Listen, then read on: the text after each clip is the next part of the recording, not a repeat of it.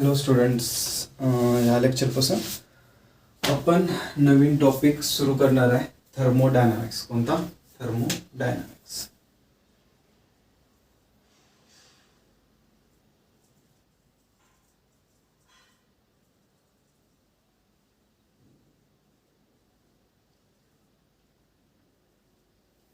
बरं, थर्मोडायनामिक्स ना ॲक्च्युली आपण थर्मोडायनामिक्स हा 4th चॅप्टर आहे आपला.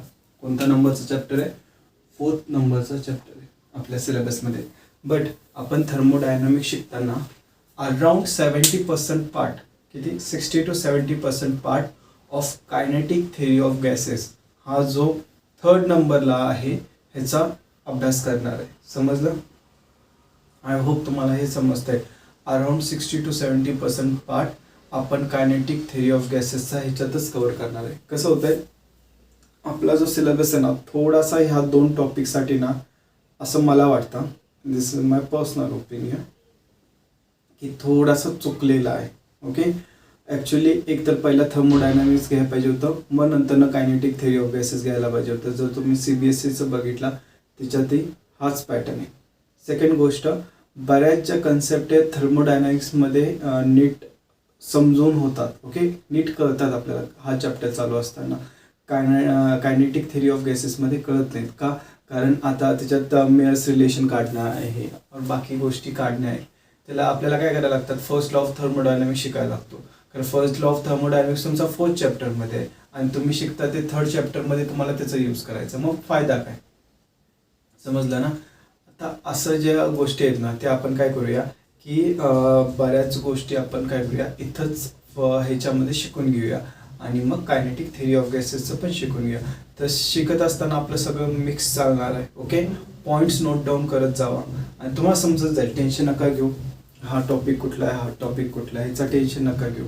आपण सगळे पॉईंट्स कव्हर करणार आहे. मग टॉपिक राहणार की नाही राहणार ह्याची काळजी नाही करायची. समजलं? सगळं होत जाईल आणि तुम्हाला एकदा समजत गेलं ना मग तुम्ही नंतरनं पण वाचताना काय करायचं, दोन्ही कंबाईनच वाचायचं. दोन्ही काय करायचं, कंबाईन करूनच वाचायचं. Start with thermodynamics and end with kinetic theory of gases असं करायचं. समजलं? आय होप तुम्हाला हे समजत आहे आणि हे खूप इम्पॉर्टंट आहे. मी आता परत एकदा सांगितलं, लास्ट लेक्चरला पण सांगितलं तर मी. ओके, आणि परत एकदा सांगतोय की आपण हे दोन्ही कंबाईन करणार आहे. हार्डली आपले 10 ते 15 लेक्चर्समध्ये कंप्लीट होतील दोन्ही चॅप्टर्स, बट कंबाईन होणार आहेत. ओके, आय होप तुम्ही मला फॉलो करणार अँड बिलीव्ह मी, तुम्हाला जास्त त्रास होणार नाही इकडनं तिकडं स्विच मारायला, कारण कन्सेप्ट खूप सारे कन्सेप्ट सेमच आहे. Okay, so don't worry. Okay, नाव आता आपल्याला काय करायचं आहे की थोडंसं आज आपण थोडंसं इंट्रोडक्शनच बघणार आहे. जास्त काही ह्याच्यात बघणार नाही आहे, जास्त डीपमध्ये जाणार नाही आहे आपण. ओके, आपण काय करणार आहे, थोडंच बघणार आहे. थोडे सिम्पल लॉजच बघून घेणार आहे. ओके, आणि हा चॅप्टर जास्त थेरॉटिकल आहे. ह्याच्यात कॅल्क्युलेशन आहेत खरं जास्त थेरॉटिकल आहे. आणि सेकंडली मागच्या चॅप्टरमध्ये जे पण कन्व्हर्जन्स आपण केलते, जसं ॲटमॉस्फेरिक प्रेशरचं, ह्याच्यामध्ये प्रेशर देताना तुम्हाला त्या कन्व्हर्जन्समध्येच देतात. ओके, जसं मोनोमीटर शिकताना, बॅरोमीटर शिकताना. Okay, 1 ATM is equal to किती पास्कल असतात, हे जे कन्व्हर्जन्स होते हे पाठ करायचे. का? कारण काय होतं, आपल्याला इथे इक्वेशनमध्ये देताना तुम्हाला प्रेशर देतील, pressure is equal to 76 centimetre of Hg और 760 mm ऑफ Hg. मग ह्याचं मिनिंग काय आहे की इट इज 1 ॲटमॉस्फेरिक प्रेशर और 1 × 10⁵ पास्कल. समजलं? तर असे कन्व्हर्जन्स तुम्हाला काय पाहिजे, पाठ पाहिजे.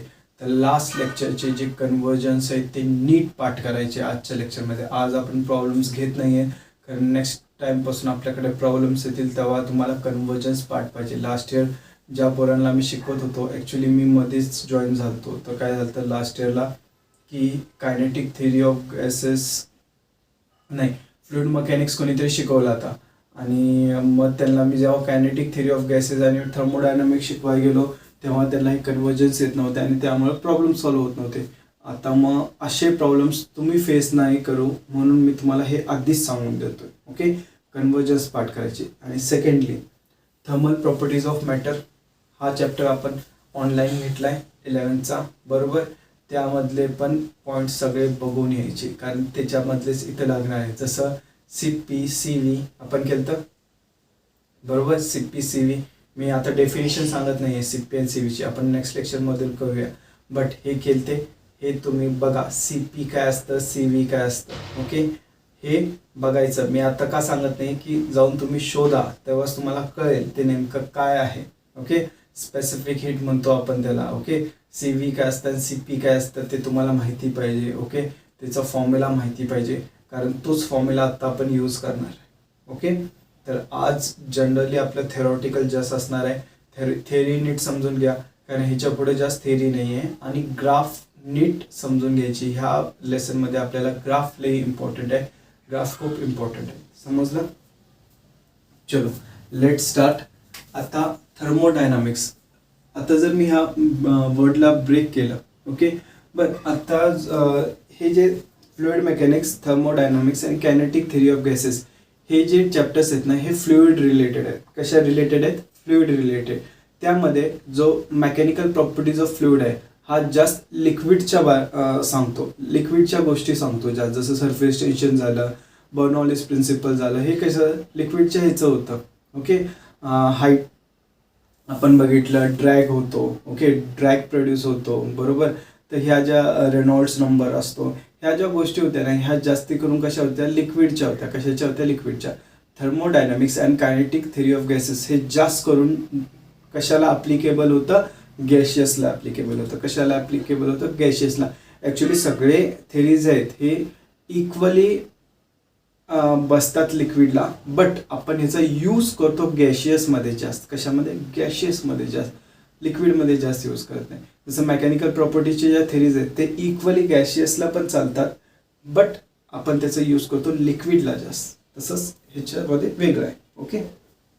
चलो, तर if I break this word in 2 parts, that is thermo आणि दुसरं डायनामिक्स, ओके. बट थर्मो म्हणजे काय असतं? It is related to heat. काय? It is related to heat. आणि डायनामिक्स म्हणजे काय असतं? It is related to motion. काय? It is related to motion. समजलं? बरं. थर्मो म्हणजे हीट.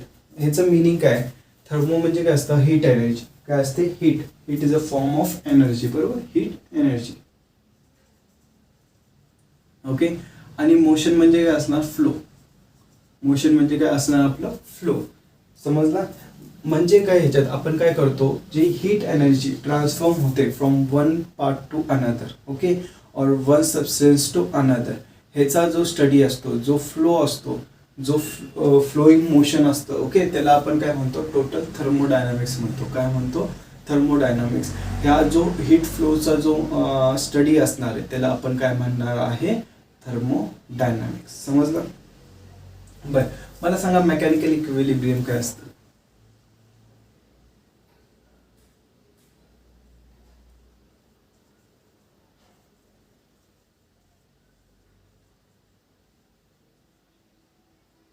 मेकॅनिकल इक्विलिब्रियम काय असतं? मेकॅनिकल इक्विलिब्रियम काय असतात? 2 कंडिशन असतात मेकॅनिकल इक्विलिब्रियमच्या. फर्स्ट असते नेट फोर्स इज 0, ओके. जर एखाद्या बॉडीवरचा नेट फोर्स जर 0 असेल तर आपण काय म्हणणार? ती मेकॅनिकल इक्विलिब्रियम मध्ये. आणि second condition, net torque is 0. या 2 कंडिशन असल्या की आपण म्हणतो एखादी बॉडी आपली कशी आहे? मेकॅनिकल इक्विलिब्रियम मध्ये आहे. कशी आहे? मेकॅनिकल इक्विलिब्रियम मध्ये आहे. समजलं? बरोबर आहे. या 2 कंडिशन असल्या तर आपण म्हणतो की मेकॅनिकल इक्विलिब्रियम. तसंच आपल्याकडे काय असतं? Thermodynamical equilibrium. काय असतं? थर्मोडायनामिकल इक्विलिब्रियम और थर्मल इक्विलिब्रियम म्हणूया आपण. काय म्हणूया? Thermal equilibrium, okay. थर्मोडायनामिक्सचं इक्विलिब्रियम आपण कशात मोजतो? थर्मल इक्विलिब्रियम मध्ये. समजलं?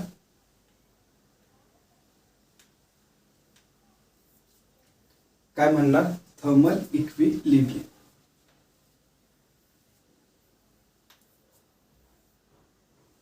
तर त्याच्यामध्ये काय बघणार आहे आपण? थर्मल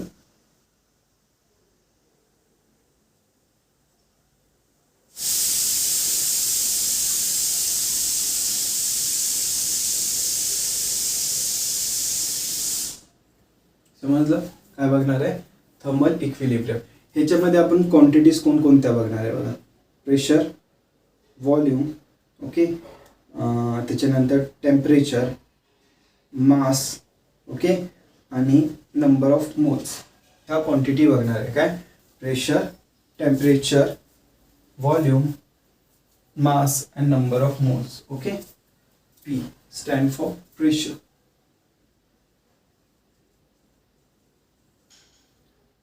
बरं, हे आज मी तुम्हाला लिहून देतोय. ओके, हे इटा नाही आहे, एन आहे, स्मॉल एन. ओके, आज मी हे लिहून देतोय. ह्याच्या नंतर मी सांगणार नाही पी स्टँड फॉर प्रेशर की P stand for something else. Okay, ह्याच्यामध्ये कॅपिटल पी कधी पण प्रेशरलाच डिनोट करणार. ओके, तर pressure. Second V, capital V कोणता आहे? कॅपिटल व्ही आहे. कशाचं? व्हॉल्यूम. Third temperature.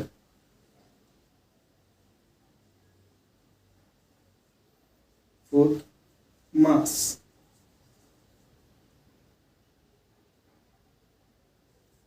आणि fifth number of moles.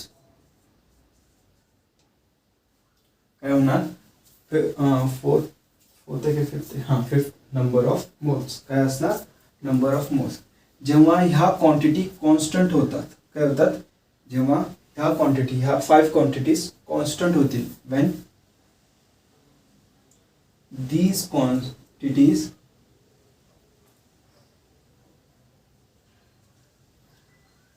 are constant, then we say it is thermal equilibrium.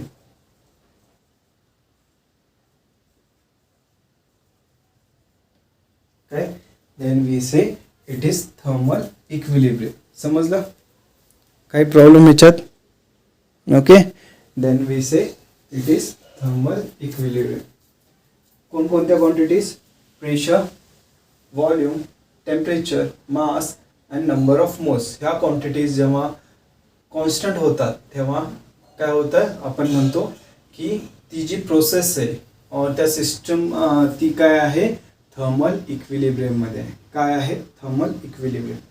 चला बघू ह्या थर्मल इक्विलिब्रियम कसे कसे होतात आणि कोणते असतात. ओके, हे रफ करतोय.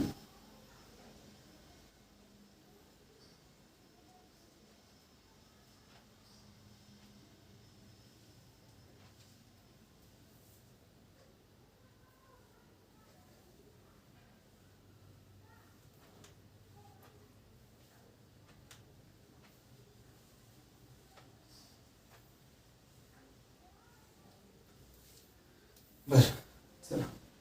आता सपोज आपल्याकडे काय आहे? एक कंटेनर आहे. ओके, त्याच्यामध्ये 2 पार्ट्स आहेत. काय आहे? 2 पार्ट्स आहेत.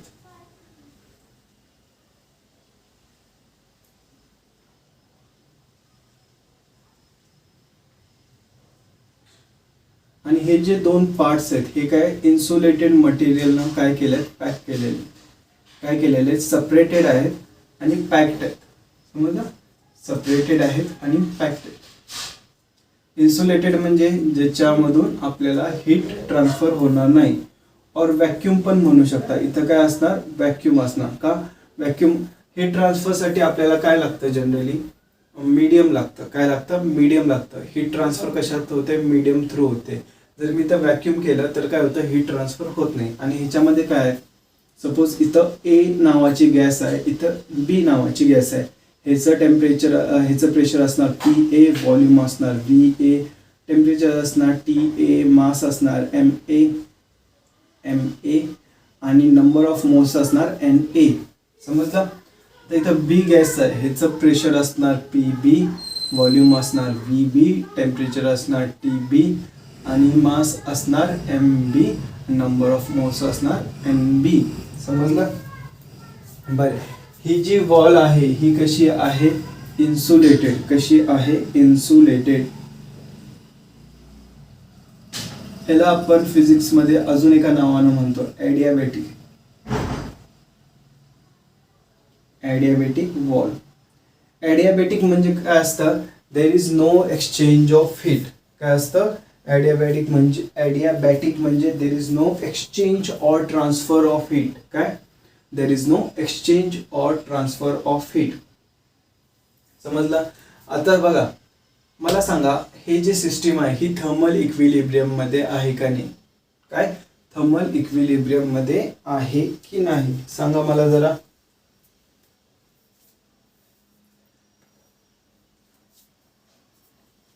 आहे की नाही. आपण बघूया. जनरली आपण जेव्हा थर्मल इक्विलिब्रियम ऐकतो आपल्याला काय वाटतं की टेम्परेचर कॉन्स्टंट पाहिजे. काय पाहिजे, टेम्परेचर कॉन्स्टंट पाहिजे. इथं बघा, टेम्परेचर टी आहे, इथं टी बी म्हणजे डिफरंट आहे, म्हणजे कॉन्स्टंट नाही. कॉन्स्टंट कधी होणार, जेव्हा ह्याचं टेम्परेचर आणि ह्याचं टेम्परेचर काय होणार, सेम असणार. काय असणार, सेम असणार. बरोबर. असं आपल्याला वाटतं की थर्मल इक्विलिब्रियम म्हणजे काय, की टेम्परेचर कॉन्स्टंट असलं पाहिजे, दोन्ही साईडचं टेम्परेचर सेम असलं पाहिजे, तेव्हाच आपण थर्मल इक्विलिब्रियम म्हणतो. बरोबर, बरोबर ना, बरोबर. हां, हे चुकीचं आहे. काय आहे, चुकीचं आहे.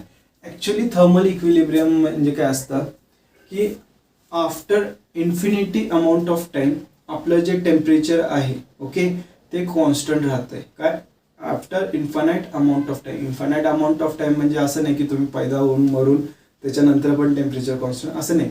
म्हणजे 1 तास, 2 तास, 4 तास, ओके, असा टाईम त्याचं जे टेम्परेचर आहे ते कॉन्स्टंट राहतंय, ह्याला आपण थर्मल इक्विलिब्रियम म्हणणार.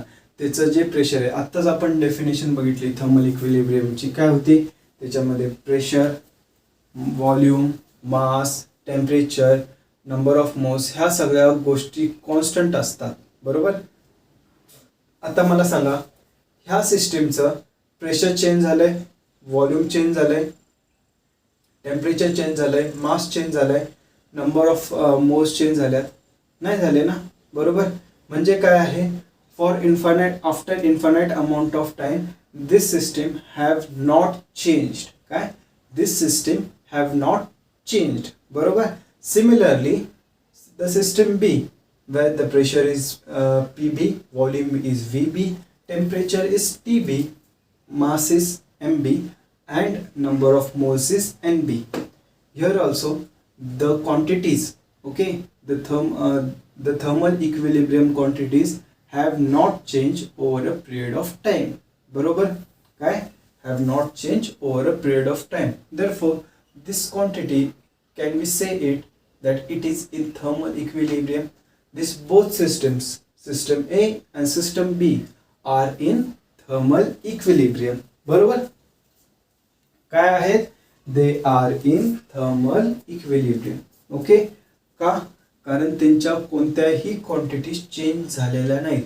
Neither of the quantities of A and B have changed over a period of time. Therefore, we can say the whole system is in thermal equilibrium. समजलं. मग असं कधी पण लिहायचं, in adiabatic or insulated system, the gases or the substance are always in thermal equilibrium.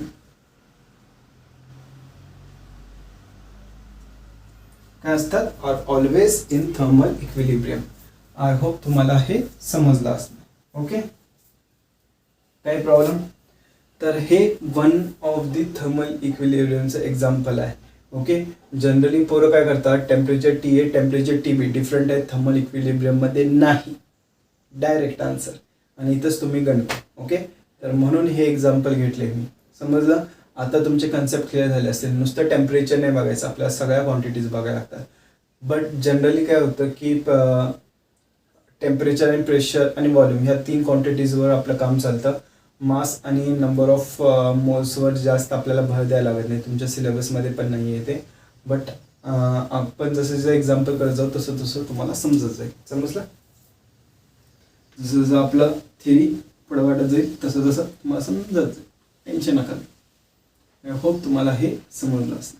Okay, आता आपण दुसऱ्या टाईपचं बघूया. सपोज मी परत काय करतोय,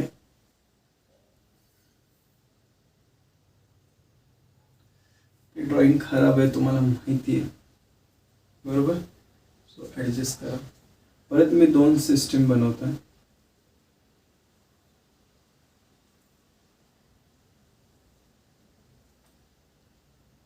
ओके, आणि ह्यावेळेस काय करतो, ही जी मधली वॉल आहे, ओके, ही जी 2 ह्याच्यामधली वॉल आहे, 2 सिस्टीम मधली वॉल आहे, ही डिफरंट मटेरियलची असणार. आणि ही जी बाहेरची वॉल आहे ही ॲडियाबॅटिक मटेरियलची आहे. कोणती आहे? ॲडियाबॅटिक और इन्सुलेटेड मटेरियल आहे.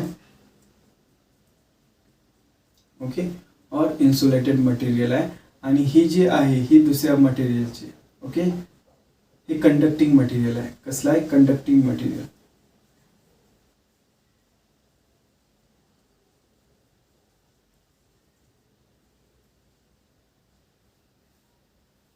बर, हे सिस्टम ए, हे सिस्टम बी. ओके, बर, ह्याचं काय होणार बघा. ह्याचं प्रेशर पी ए असणार स्टार्टिंगला, व्हॉल्यूम व्ही ए असणार, टेम्परेचर टी ए असणार, मास एम ए असणार आणि number of moles N A असणार. ह्याचं पण काय असणार? प्रेशर पी व्ही असणार, व्हॉल्यूम व्ही व्ही असणार, टेम्परेचर टी बी असणार, मास एम बी असणार आणि number of moles N B असणार. ओके, स्टार्टिंगला. ओके, आणि ही वॉल कशी आहे? कंडक्टिंग. समजलं? आता if T B is greater than T A तर काय होणार सांगा. आता कंडक्टिंग वॉल आहे आणि इकडचं टेम्परेचर जास्त आहे आणि इकडचं कमी, तर काय होणार? ह्या सिस्टीममधून ह्या सिस्टीममध्ये काय होणार? हीट फ्लो होणार. काय होणार? ह्या सिस्टीममधून ह्या सिस्टीममध्ये हीट फ्लो होणार. समजलं? काही प्रॉब्लेम ह्याच्यामध्ये काय होणार? हीट फ्लो होणार. ओके, बरं, हीट फ्लो झाल्यानंतर काय होतंय सांगा मला. ह्यांचं टेम्परेचर काय होणार? चेंज होणार. ह्याचं टेम्परेचर कमी होणार ह्या साईडचं आणि ह्या साईडचं टेम्परेचर काय होणार? वाढणार. समजलं? मग टेम्परेचर वाढलं. ओके, आता ह्याच्यामध्ये थर्मल टेम्परेचर काय होतं? सेम होतं. आणि थोड्या टायमानंतर दोन्ही टेम्परेचर्स काय होतील? सेम होतील. काय होतील? दोन्ही टेम्परेचर सेम होतील.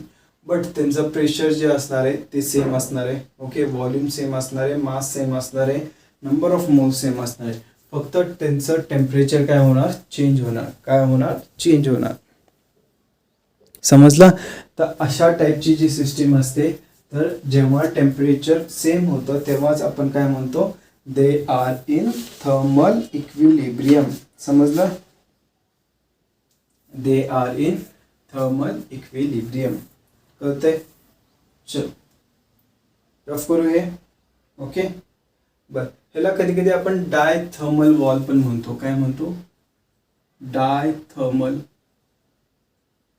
वॉल.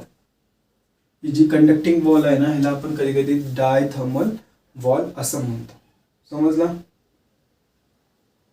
ओके, चल आता आपण एक लॉ बघणार आहे. काय बघणार आहे? लॉ बघणार आहे. कोणता law? Zeroth law of thermodynamics. काय? Zeroth law of thermodynamics.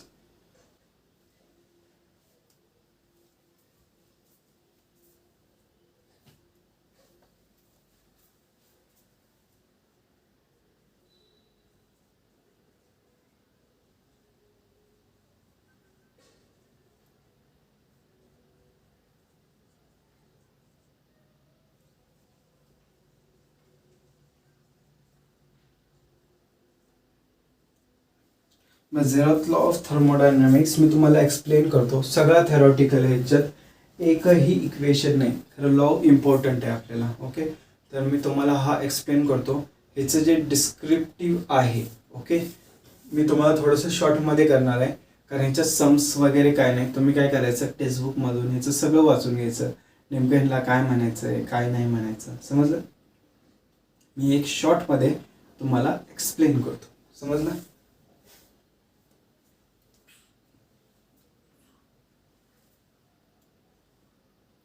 Suppose माझ्याकडे काय आहे, असं कंटेनर आहे.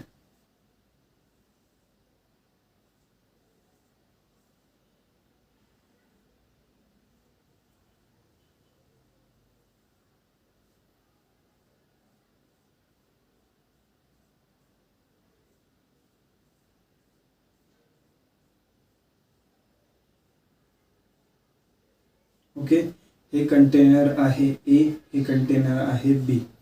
ह्याच्यावरती मी डायथर्मल मटेरियल और कंडक्टिंग मटेरियलचा अजून एक कंटेनर बनवला आणि असं ठेवलं. ओके, कुठलं? डायथर्मल और कंडक्टिंग मटेरियल. ओके, ह्याचं सी म्हणूया आपण ह्याला. ओके, हे कसलं आहे? डायथर्मल मटेरियल हे और कंडक्टिंग मटेरियल. आता बघितलं ना आपण कंडक्टिंग मटेरियल, हे काय आहे? कंडक्टिंग.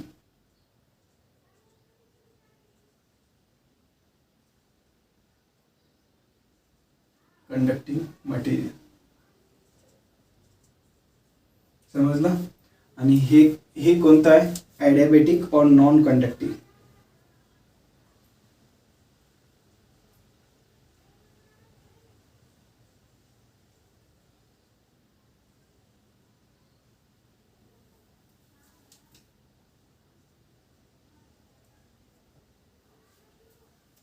ॲडियाबॅटिक और non conducting.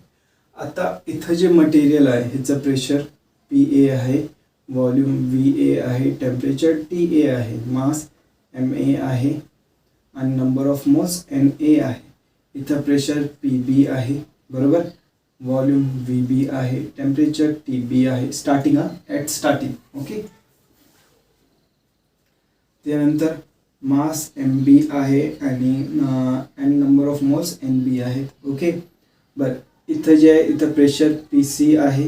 Okay, volume VC आहे, टेम्परेचर TC आहे, मास MC आहे, नंबर ऑफ मोल्स NC आहे.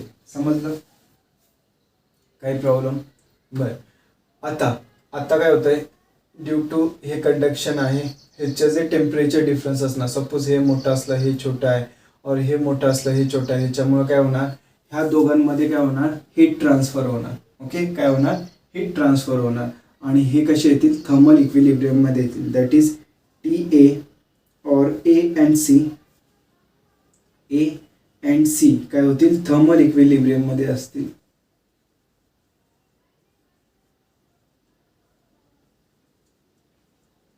ओके, सिमिलरली B आणि C काय? B आणि C पण थर्मल इक्विलिब्रियममध्ये होतील का? ह्याच्यामध्ये काय? इंटरॅक्टिंग थर्मल कंडक्टिंग वॉल आहे. जर सपोज ह्याचं टेम्परेचर जास्त असलं तर हे काय करणार? इथनं हीट फ्लो करणार, ह्याच्यामध्ये जाणार. ओके, ह्याचं टेम्परेचर जास्त आहे, इथनं हीट फ्लो होणार, ह्याच्यामध्ये जाणार. मग हे कधीपर्यंत होत राहील? जोपर्यंत इथलं टेम्परेचर आणि इथलं टेम्परेचर सेम होणार नाही, बरोबर. तिन्ही गोष्टीचं टेम्परेचर सेम होणार नाही. ओके, हे पण काय असतील? थर्मल इक्विलिब्रियममध्ये.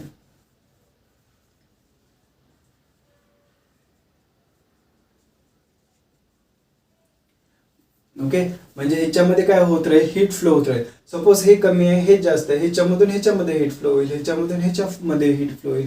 पण कधीपर्यंत होणार? हे कधीपर्यंत होणार? जोपर्यंत ह्या तिघांचं टेम्परेचर द टेम्परेचर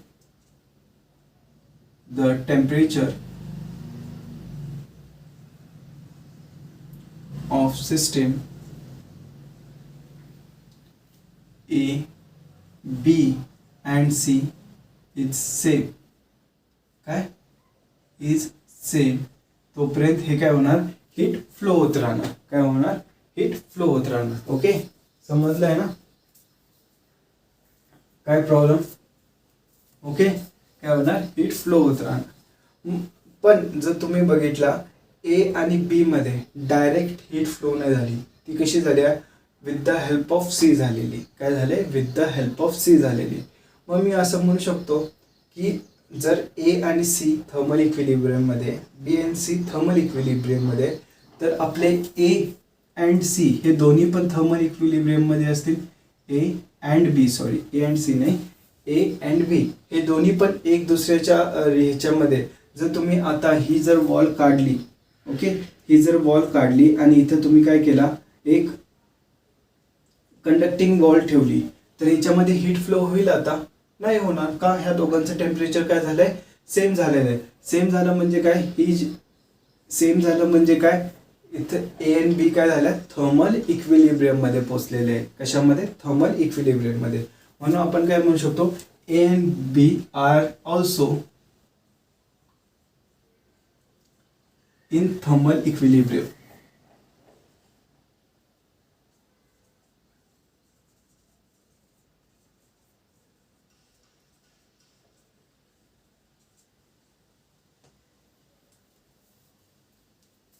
समजलं? A and B are also in thermal equilibrium. हे दोन्ही पण कसे आहेत? In thermal equilibrium. कळालं? आय होप तुम्हाला हे समजलं. ओके, काय प्रॉब्लेम याच्यात? ओके, हे तुम्ही असं समजू शकता. सपोज ए बी, ओके, हे दोघं एकमेकांना ओळखत नाही, खरं त्यांचा एक कॉमन फ्रेंड आहे सी. काय आहे? कॉमन फ्रेंड आहे सी. ओके, म्हणजे सी काय आहे? एचा फ्रेंड आहे आणि सी बीचा फ्रेंड आहे. ओके, तर आपण असं म्हणू शकतो ना, ए अँड बी सुद्धा फ्रेंड आहेत. बरोबर? काय? ए अँड बी सुद्धा फ्रेंड आहेत. तेच झालं. C is in thermal equilibrium with A, C is in thermal equilibrium with B. Therefore, A and B are in thermal equilibrium. असं आपण म्हणू शकतो ना. आपण म्युच्युअल फ्रेंड टाईप आपण म्हणतो ना, म्युच्युअल फ्रेंड्स आहेत. ओके ओके, फेसबुकवर तुम्हाला येतं ना, तुमचे म्युच्युअल फ्रेंड आहे असं. ओके, म्युच्युअल फ्रेंड तेच झालं ना. सी काय झाला? तुमचा म्युच्युअल फ्रेंड झाला. काय झाला? सी म्युच्युअल फ्रेंड झाला. ए आणि सी काय आहे? तुमचा ए आणि सी हे फ्रेंड आहेत, सी अँड बी हे फ्रेंड आहेत, तर ए अँड बी पण फ्रेंडच असणार. सेम तुम्ही थेरी अप्लाय करू शकता. ओके, चला लिहून घ्या हे. ओके, आणि मग आपण काय करूया? नेक्स्ट टॉपिक स्टार्ट करूया.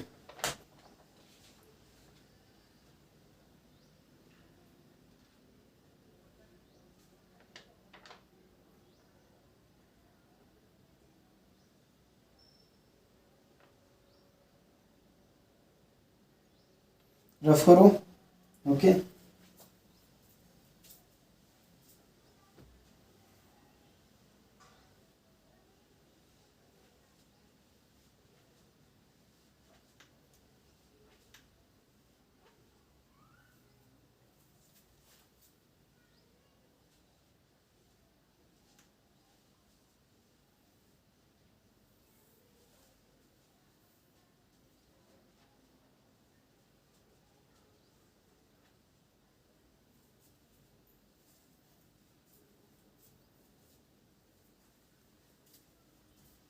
बर, एखादी जर सिस्टीम असली त्याच्याकडे किती एनर्जी असते बघूया. एखादी जर सिस्टीम असली तर टोटल एनर्जी, ओके, आपण काय म्हणत होतो? Kinetic energy plus potential energy असते. बरोबर? काय म्हणत होतो आतापर्यंत? Kinetic energy plus potential energy. एखादं सिस्टीम असणार त्याच्यामध्ये जी एनर्जी असते ती दोन प्रकारे असते, kinetic energy plus potential energy. आतापर्यंत हे बघत होतो. बरोबर? पण त्याच्यामध्ये आपण काय करत होतो? मॉलिक्युलर लेवल और ॲटॉमिक लेवलला जात नव्हतो. आपण काय करत होतो? Structural level. म्हणजे आता हा पेन इथं आहे, तर ह्याच्यामध्ये काय कायनेटिक एनर्जी खालती जातोय, तर ह्याची कायनेटिक एनर्जी आणि पोटेन्शियल एनर्जी दोन्ही चेंज होतात. बरोबर? आपण असं म्हणत होतो. बरोबर ना? काही प्रॉब्लेम ह्याच्यात? बरं, ह्याचं मिनिंग काय आहे की आपली जी कायनेटिक एनर्जी आणि पोटेन्शियल एनर्जी असते हे आपण दोन्ही मेन एनर्जी म्हणत होतो. बट जर ह्याच्या मॉलिक्युलर लेवलला बघितलं आपण, ह्याचे मॉलिक्युल्स ॲटम, तेव्हा त्यांची जी एनर्जी असते ती कोणती असते? इंटरनल एनर्जी म्हणतो आपण. ओके, काय म्हणतो? Internal energy. मग आपली जी टोटल एनर्जी असणार आहे ती काय असणार आहे? ह्या तिघांचा सम असणार आहे. काय असणार आहे? ह्या तिघांचा सम. आता कायनेटिक एनर्जी तर फिक्स आहे, हाफ mv². पोटेन्शियल एनर्जी आपल्या वेगवेगळ्या असतात. त्यामध्ये इलेक्ट्रोस्टॅटिक पोटेन्शियल एनर्जी येऊ शकते, ग्रॅव्हिटेशनल पोटेन्शियल एनर्जी येऊ शकते, और दुसरी कुठली तरी असली ती येऊ शकते. समजलं? बरं, इंटरनल एनर्जी. आता इंटरनल एनर्जीमध्ये आपले 3 प्रकार आहेत. काय आहेत? इंटरनल एनर्जीचे 3 प्रकार असतात. या 3 प्रकारांना आपल्याला काय भेटते? इंटरनल एनर्जी भेटते. Okay, that is kinetic energy of molecules, that is kinetic energy of molecules. Okay, जे ह्याच्यातले जे मॉलिक्यूल्स असतील त्याची कायनेटिक एनर्जी काय, it will be consisting of internal energy. He kinetic energy म्हणजे काय, हे खालती टोटल पडतंय तेव्हाची कायनेटिक एनर्जी. बट हे रेस्टमध्ये जरी असले त्याचे ह्याचे जे मॉलिक्यूल्स आहेत, ओके, त्यांची जी कायनेटिक एनर्जी असणार त्याला आपण सोर्स ऑफ इंटरनल एनर्जी म्हणणार. काय म्हणणार, सोर्स ऑफ इंटरनल एनर्जी. त्याच्यानंतर पोटेन्शियल एनर्जी ऑफ मॉलिक्यूल्स.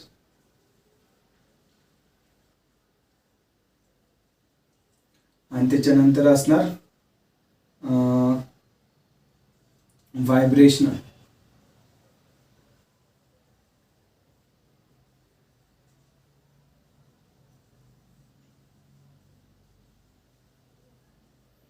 काय असणार, व्हायब्रेशनल एनर्जी ऑफ मॉलिक्यूल्स. समजलं. बरं, जी इंटरनल एनर्जी असते ती ह्या 3 गोष्टीपासून बनलेली असते. एक तर असते kinetic energy of molecules, potential energy of molecules आणि व्हायब्रेशनल एनर्जी ऑफ मॉलिक्यूल्स. मॉलिक्यूल्सच्या जागी तुम्ही ॲटम्स जरी लिहिला तरी चालतं, काही प्रॉब्लेम येत नाही. समजलं. ओके, हे लिहून घेतला. चला लिहून घ्या रफ करून, मग आपण नेक्स्ट पॉईंट बघूया.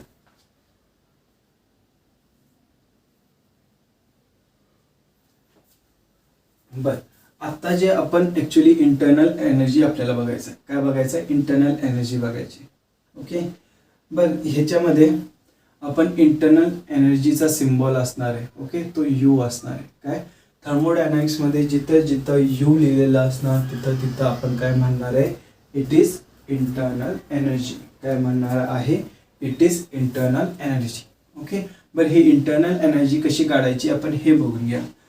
आणि सेकंड गोष्ट, आपण मागच्या लेसनमध्ये बघितलं, काय बघितलं की आपण जर फ्लुइड घेत होतो ते कसं होतं, आयडल फ्लुइड कन्सिडर करत होतो. काय कन्सिडर करत होतो, आयडल फ्लुइड कन्सिडर करत होतो.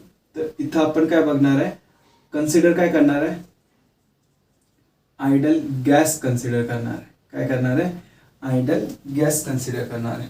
आणि आयडल गॅसमध्ये सगळ्यात मोठी प्रॉपर्टी आहे, इट डज नॉट हॅव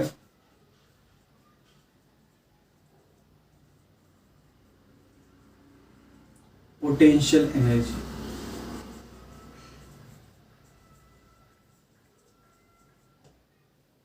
काय, it does not have potential energy. ह्यांच्यामध्ये पोटेन्शियल एनर्जी नसते. का, कारण आपण असं कन्सिडर करतो की हे जे गॅस मॉलिक्युल्स आहेत हे स्वतःसोबत इंटरॅक्ट होत नाही. काय, इंटरॅक्ट होत नाही, स्वतःसोबत बडबड करत नाही, क्लासमध्ये बसल्यावर बडबड करत नाही. मग असे जे मॉलिक्युल्स असतात क्लासमधले आपण काय म्हणतो, दे आर आयडल स्टुडंट्स. काय, आयडल स्टुडंट, दुसऱ्यासोबत बडबड न करणे, गप्प बसणे, टीचरचं ऐकणे, असे जे स्टुडंट्स असतात त्यांचं आपण काय म्हणतो, आयडल स्टुडंट्स. तुम्ही काय आहेत, आयडल स्टुडंट काय नॉन आयडल स्टुडंट, काय रिअल स्टुडंट. समजलं. ते काय करतात, there is no potential energy और they do not interact with, we consider. असं होत नाही ॲक्च्युली. असा कुठलाही मॉलिक्यूल नसतो जो आजूबाजूच्या स्टुडंटसोबत बोलणार नाही. Okay, we consider the gas do not interact with other molecules.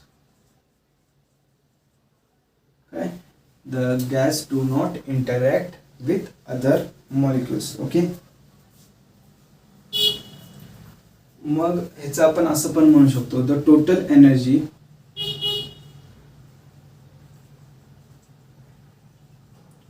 Of ideal gas is due to its kinetic energy.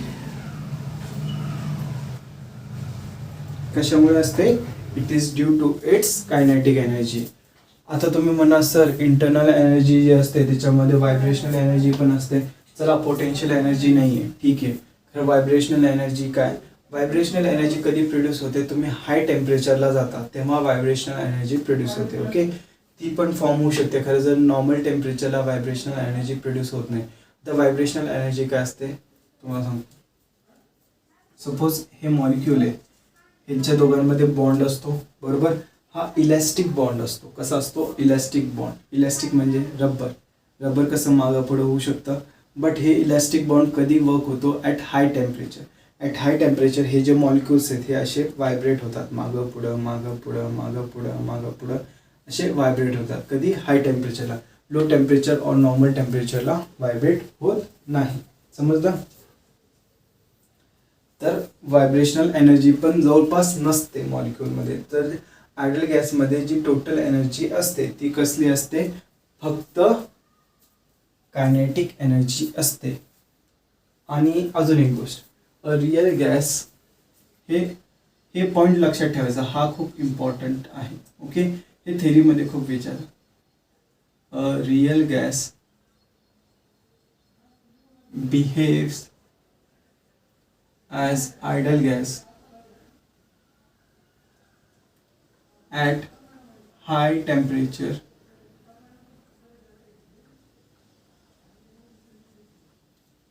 and low pressure. Right? A real gas acts as or behaves as idle gas. एखादी real gas असली, okay, ती काय करते? It behaves as ideal gas at high temperature. कधी? At high temperature आणि low pressure असलं ह्या कंडिशनला आपली real gas it behaves as ideal gas. Okay, exact नसते, खरं बिहेव करते. काय करते? बिहेव करते. समजलं? काय प्रॉब्लेम? लिहून घ्या, मी रफ करतोय. ओके,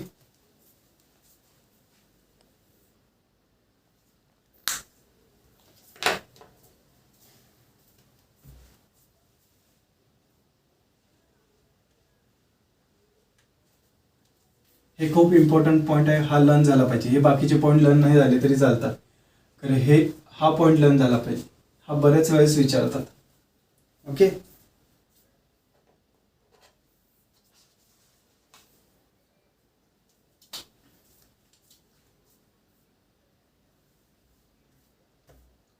बर. आता आपण बघूया की कायनेटिक, एखादा जर मॉलिक्यूल असेल, ओके, त्याची कायनेटिक एनर्जी कशी काढायची. ओके, आता जी कायनेटिक एनर्जी असते ती आपली टोटल एनर्जी असते. म्हणजे इंटरनल एनर्जी काय असते? इंटरनल एनर्जी काय असणार? Internal energy is equal to kinetic energy of molecule plus potential energy of molecule plus vibrational energy of molecule. आता ह्या दोन तर नाही आहेत, तर इंटरनल एनर्जी आपली कशी असणार? फक्त कायनेटिक एनर्जी असणार. आता आपण बघूया की कायनेटिक एनर्जी कशी काढायची. काय? कायनेटिक एनर्जी कशी काढायची. समजलं? काही प्रॉब्लेम याच्यात? ओके, बरं. त्याच्यासाठी आपल्याला एक कन्सेप्ट शिकायला लागणार आहे, डिग्री ऑफ फ्रीडम. काय? Degree of freedom. तर ते पहिलं आपण बघून घ्या. ओके, आपण काय करणार आहे हे सांगतोय, म्हणून मी पहिला तुम्हाला सांगितलं की आपल्याला कशासाठी लागतं, म्हणजे तुम्हाला ते नीट लक्षात राहील की डिग्री ऑफ फ्रीडम आपण कशासाठी यूज करतोय. आता आपण काय बघणार आहे? Degree of freedom.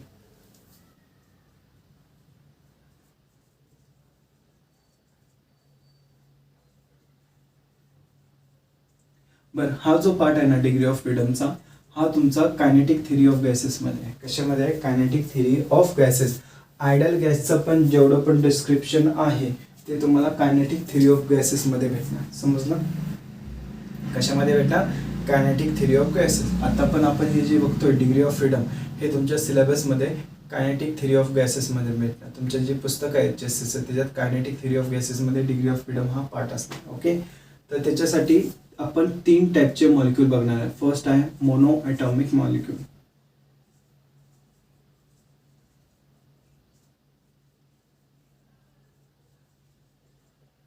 बरं, मोनो ॲटॉमिक मॉलिक्यूल म्हणजे एकच ॲटम असतं. आता सांगा कोणकोणते असतात असे ॲटम्स? माहिती आहे ना तुम्हाला, केमिस्ट्री केले तुम्ही पिरियोडिक टेबलमध्ये. ओके, राईट साईडला जे असतात एक्स्ट्रीम राईटला काय गॅसेस असतात. कोणते गॅसेस असतात? कोणते गॅसेस असतात? He, Ne, बरोबर, helium, neon. Okay, inert gases. त्यांच्या मॉलिक्युल्समध्ये काय असतं? एकच ॲटम असतो, बरोबर. ते काय झाले? मोनो ॲटॉमिक मॉलिक्युल्स और मोनो ॲटॉमिक मॉलिक्युल्स और गॅसेस. तर अशा मॉलिक्युल्स, आता हे जे मॉलिक्युल्स आहेत बघा, हे आता फिरताना कुठं कुठं जाऊ शकतात. ते एकतर एक्स डायरेक्शनला जाऊ शकतात, एकतर वाय डायरेक्शनला जाऊ शकतात, एकतर झेड डायरेक्शन. तर प्रत्येक डायरेक्शनचं 1 डिग्री ऑफ फ्रीडम. तर असे ह्याचे डायरेक्शनल डिग्री ऑफ फ्रीडम किती झाले? 3. किती झाले? 3 प्लस. ओके, प्लस आता ह्याचं रोटेशनल बघायचं आहे. काय बघायचं आहे? रोटेशनल. आता हे काय होऊ शकतं? रोटेशनल करत करत ह्या ॲक्सिसच्या थ्रू रोटेट करताय आणि करत करत पण फिरू शकतं ना, बरोबर? हे रोटेशन करत करत पण फिरू शकतं ना. शक्तिमान, तुम्ही शक्तिमान नाही बघितलं, ऐकले काय कधी? शक्तिमान म्हणून असतं असं ते फिरतं जिक जिक जिक जिक जिक जिक जिक जिक जिक जिक. Okay, first super hero of India. Okay, तर असं जे रोटेट करत पण फिरू शकतं. बट जेव्हा हे रोटेट करतं, ह्याची जी काय रोटेशनल कायनेटिक एनर्जी असते, काय रोटेशनल कायनेटिक एनर्जी असते, ती काय असते? खूप कमी असते. काय असते? खूप कमी असते. का? कारण एक तर ते मॉलिक्यूल एवढं लहान असतं. ओके, मॉलिक्यूल आपण जरा मॅग्निफाय करूया. ओके, मॉलिक्यूल काय असतं? एकतर हे खूप लहान असतं. मग ह्याचं जे रेडियस आहे हे खूप लहान असणार. आपल्याला माहिती आहे की मोमेंट ऑफ इनर्शिया कशावर डिपेंड करतो? mr². ह्याच्यावर डिपेंड करतो. आणि कायनेटिक एनर्जी कशावर डिपेंड करत असते? रोटेशनल कायनेटिक एनर्जी कशावर डिपेंड करते? ½ I⍵². आयवर डिपेंड करत असते. आयची व्हॅल्यू खूप लहान असते ह्याच्यात. काय? आयची व्हॅल्यू खूप लहान असते, म्हणून ह्याचा रोटेशनल डिग्री ऑफ फ्रीडम आपण 0 कन्सिडर करतो. ॲक्च्युली असतो. काय? ॲक्च्युली असतो, बट आपण कन्सिडर करतो का? कारण मोमेंट ऑफ इनर्शिया ह्याच्यात खूप लहान असतो, म्हणून आपण ह्याचं रोटेशनल डिग्री ऑफ फ्रीडम हे 0 कन्सिडर करतो.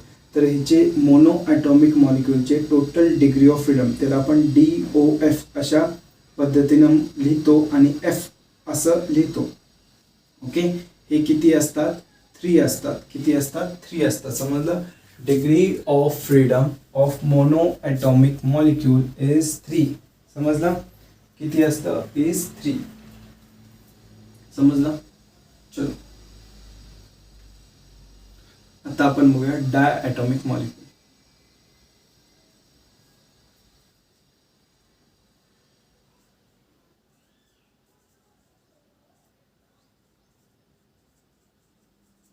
पण डायॲटॉमिक मॉलिक्यूल म्हणजे ऑर गॅस काय असणार? 2 ॲटम, जसं O2, N2. हे काय झाले? Diatomic molecule. H2 हे काय झाले? डायॲटॉमिक मॉलिक्यूल, ज्याच्यामध्ये 2 ॲटम्स असतात. आता हे काय असतात बघा? 2 ॲटम्स असे जॉईंट असतात एका बॉन्डनं, बरोबर? तर आता हे जे 2 ॲटम्स आहेत हे काय करू शकतात? तिन्ही डायरेक्शनला जाऊ शकतात. त्याच्यात नो वांदा, नो प्रॉब्लेम. कोणाला वांदा नाही, प्रॉब्लेम नाही, काय. बट आता हे रोटेट पण होऊ शकतात. आता ह्याचं रोटेशनल ॲक्सिस बघा, हे रोटेशनल ॲक्सिस, बरोबर? तर सपोज तुमच्या ह्या बाजूला एक ॲटम आहे आणि ह्या बाजूला एक ॲटम आहे, तर हे कसे असे रोटेट होऊ शकतात, बरोबर? That is along x axis, बरोबर? आणि हे कसे असे पण रोटेट होऊ शकतात, that is along Z axis, बरोबर? बट हे असे पण रोटेट होऊ शकतात. आता ओके, हे अशा 3 प्रकारे रोटेट होऊ शकतात. तर ह्याचं जे डिग्री ऑफ फ्रीडम आहे, ओके, डिग्री ऑफ फ्रीडम काय असणार? 3xyz ॲक्सिसचं, म्हणजे 3 ॲक्सिसला जाऊ शकतात. तर ते 3 आणि हे रोटेशनचे 3. पण रोटेशनमध्ये काय होतं? जो असं स्पिनिंग आहे, ओके, असे जे स्पिन होतं आहे, नीट बघा, असं जे स्पिन होतं आहे ह्याच्यामध्ये काय होतं? हे जे रेडियस असतो याचा R हा खूप स्मॉल असतो. काय असतो? खूप स्मॉल असतो. म्हणून इथं पण काय होतं की हे बघा 3 रोटेशन आहेत. परत सांगतो, एक रोटेशन, एक रोटेशन, बरोबर? असे 2 रोटेशन झाले. तिसरं रोटेशन कसं असणार? असं असणार. ओके, ह्या रोटेशनला प्रॉब्लेम काय येते? ह्याचा रेडियस कमी असतो. अशा रोटेशनला जर तुम्ही बघितला, ह्याचा रेडियस कसा असतो? एवढा रेडियस असतो. समजलं? सिमिलरली ह्या रोटेशनला पण तेवढाच रेडियस भेटणार आपल्याला. ओके, बट ह्या रोटेशनला असं जेव्हा रोटेट होत असतं, हे 2 आपले बॉल्स असे आहेत आणि हे काय होतं? त्यांचं ॲक्सिस ऑफ रोटेशन आहे. त्यावेळेस हे एवढंच रेडियस राहतं, आपलं एवढंच रेडियस राहतं आणि हे रेडियस काय असतं? कमी असतं. काय असतं? कमी असतं. समजलं? त्याच्यामुळे ह्या रोटेशनचं डिग्री ऑफ फ्रीडम असतं, बट आपण काय करतो? कन्सिडर करत नाही. का? तिथं मोमेंट ऑफ इनर्शिया कमी येतो. काय येतो? मोमेंट ऑफ इनर्शिया कमी येतो. तर 3 + 2, तर इथं किती येतात? टोटल 5 डिग्री ऑफ फ्रीडम येतात. काय येतात? Total 5 degree of freedom. Okay, एवढंच लक्षात ठेवा. कसं आलं एवढं लक्षात नका ठेवू. For diatomic molecule 5 degree of freedom, monoatomic 3 degree of freedom. आता आपण बघणार आहे ट्राय और पॉलीएटॉमिक 3 और मोर ॲटम्स. याला आपण काय म्हणतो? Polyatomic degree of freedom. काय म्हणतो? Sorry, polyatomic atoms. ओके, काय? पॉलीएटॉमिक ॲटम्स समजलं. जसं NH3 झालं, ओके, H2O झालं. ओके ओके, असे जे आहेत ह्याला आपण काय म्हणतो? Polyatomic atoms. ओके, जसं मी H2O काढला, एक O आणि हे 2 H ॲटम्स, बरोबर. असे 2 ॲटम्स आहेत. आता ह्याच्यामध्ये हे परत ह्या 3 ॲक्सिसला फिरू शकतात. तर जे ट्रान्सलेशनल हे जे फिरू शकतात ना XYZ ॲक्सिसवर, त्याला आपण काय म्हणतो? Translational degree of freedom.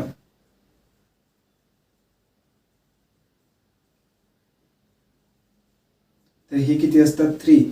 आणि हे जे रोटेशन असतं, ओके, हे जे 2 आलेले आहेत हे किती, याला काय म्हणायचं? रोटेशनल.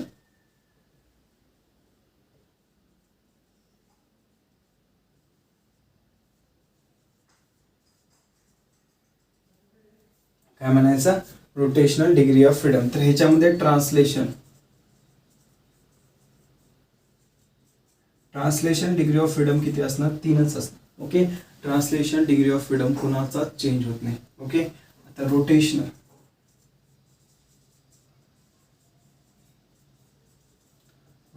पण ह्याचे 3 असतात. ओके, ह्याच्यामध्ये काय होतं की आपल्याला जो रेडियस भेटतो तो काय होतो? जास्त होतो. काय होतो? जास्त होऊन जातो.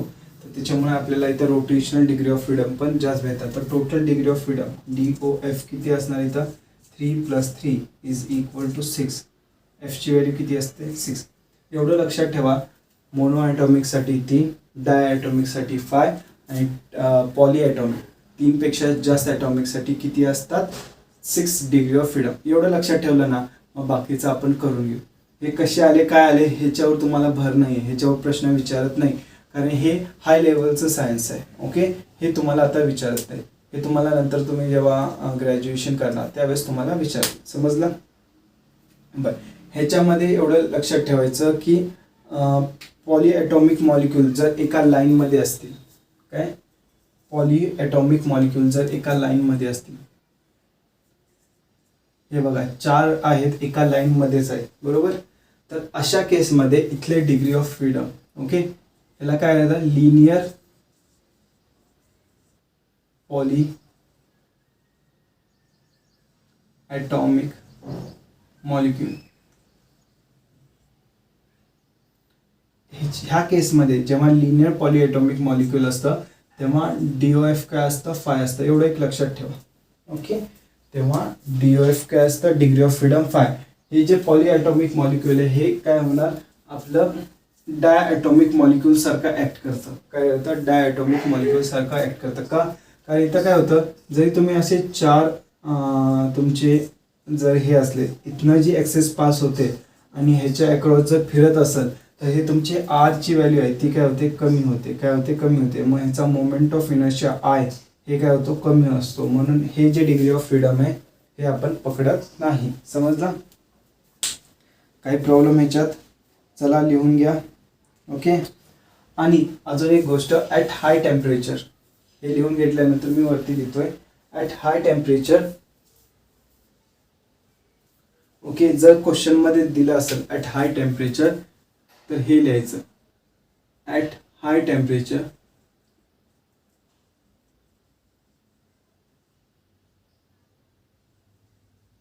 Add to vibrational degree of freedom in diatomic and polyatomic. Monoatomic मध्ये नाही, मोनोॲटॉमिक मध्ये व्हायब्रेशन होणारच नाही. का? त्याच्यामध्ये बॉन्डच नाही आहे. बॉन्ड असल्यावरच व्हायब्रेशन होतं. ओके, हाय टेम्परेचर जेव्हा असतं तेव्हा काय करायचं? ॲड करायचे 2, म्हणजे इथं 5 असतील तर 7 होते, इथं 6 असतील तर 8 होते. समजलं? 2 व्हायब्रेशनल, ॲक्च्युली इथं व्हायब्रेशनल खूप जास्त होतात, 2 होत नाही, इथं तेवढं 2 ॲड होतं. ते सांगतो तुम्हाला, आपण जेव्हा काढू ना तेव्हा तुम्हाला सांगतो त्याच्यामध्ये काय कन्सिडर करायचं. ओके, तर आय होप तुम्हाला एवढं समजलं असेल. ह्याचा नीट अभ्यास करा. ओके, हे पाठ करा. डिग्री ऑफ फ्रीडम मला उद्या पाठ पाहिजे. मी तुम्हाला काय सांगतोय तेवढं मला उद्या पाठ पाहिजे. एक तर डिग्री ऑफ फ्रीडम पाठ पाहिजे, दुसरं CP आणि CV काय असतं तेवढं पाठ पाहिजे. उद्यापासून आपण ॲक्च्युअली थर्मोडायनामिक्स शिकणार आहे, जसं इंटरनल एनर्जी काय असते, फर्स्ट लॉ ऑफ थर्मोडायनामिक्स, हे सगळं शिकणार आहे. तर हे कसं काढायचं ह्याच्यावरनंच काढायचं आहे, म्हणून मी आज इथंच सोडतो. उद्या मला हे पाठ पाहिजे, degree of freedom, CP CV हे कसं काढायचं, त्याच्यावरचे फॉर्म्युलाज. त्याच्यानंतर आयडल गॅस इक्वेशन, काय ideal gas equation, that is PV is equal to NRT. PV काय असतं, NRT and number of moles, त्याचे फॉर्म्युला सगळे पाठ पाहिजे. अदरवाईज तुम्हाला सब्जेक्ट कळणार नाही. समजलं? So do the revision. झालेलं आहे तुमचं, रिव्हिजन करा. ओके, चलो आज इधर रुकते. बाय.